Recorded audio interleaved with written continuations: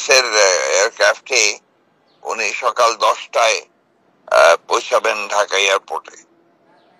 তো আমরা আশা করছি যে ঠিক সময় মতো এসে পৌঁছাবেন। তো এই ক্ষেত্রে কালকে আমাদের একটা দলের তরফ থেকে একটা আবেদন আছে জনগণের প্রতি, বিশেষ করে আপনার পরীক্ষা আছে আপনার এসএসসির 2টা সাবজেক্ট পড়ে।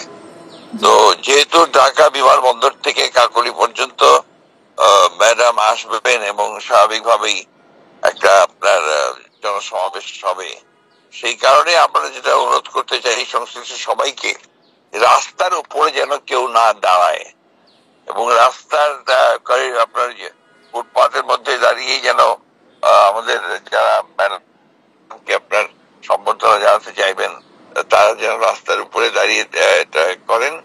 আমরা এর আগে নির্দেশ দিয়েছি জাতীয় পতাকা এবং দলীয় পতাকা দিয়ে আপনার তাকে অভ্যর্থনা জানানো।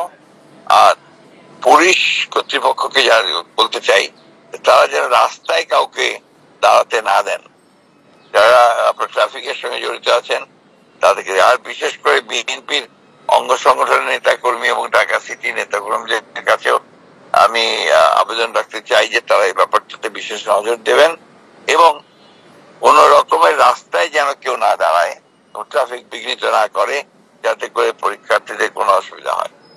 তো আমরা এই যে সাময়িক ভাবে কিছু সমস্যা তৈরি হতে পারে ট্রাফিকের, সেই জন্য আমরা আপনার করি আমরা যথাসাধ্য চেষ্টা করব যাতে আপনার পরীক্ষার্থীদের কোনো অসুবিধা না হয়।